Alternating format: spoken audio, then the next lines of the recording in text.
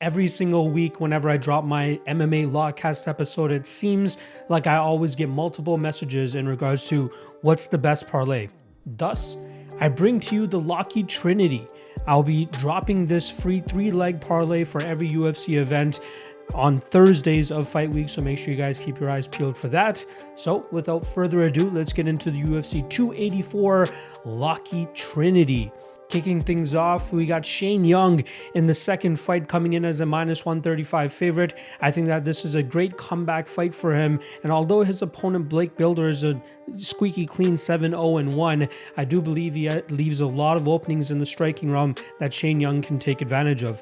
I do believe that Builder will get some takedowns in the early goings of this matchup, but I believe Shane Young will be able to work back to his feet, stop the incoming takedowns after that, and then eventually get to work with his handiwork and eventually knock out Blake Builder. So he is leg one of the Locky Trinity.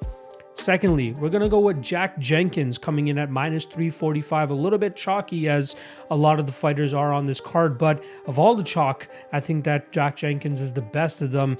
I do think he has Don Shainis covered pretty much everywhere in this matchup. I think he's the better wrestler. I think he's the better striker. I think he has better cardio. And although Shainis might have a little bit of success early on in this matchup, I fully expect Jack to really start to take over the deeper that this fight goes, maybe replicate what he was able to do on the Contender Series by getting either a late stoppage or win this fight by decision, but throwing him into the Locky Trinity was a no-brainer for me.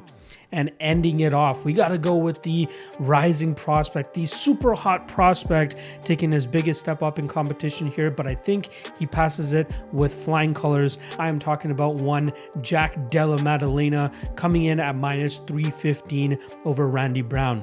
Randy Brown has a tremendous amount of experience, and I get why people are salivating at the opportunity to be getting a veteran like this at that big underdog money. However, I think that lengthy striking and lanky striking of Randy Brown is not going to work out for him here.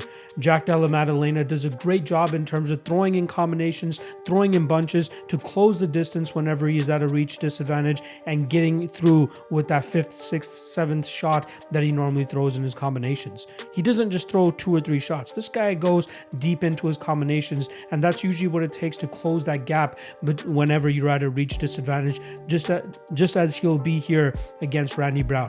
So there we go. We got Jack Della Maddalena closing things out here, and I look for him to eventually get a knockout victory in the second, maybe even third round of this matchup. All together, Jack Jenkins, Shane Young, and Jack Della Maddalena, that comes together for a +195 parlay. Good luck on the parlay this weekend, fellas. I'll be back next week to drop another one for you guys. Hopefully, we can kick it off in the right direction. Good luck.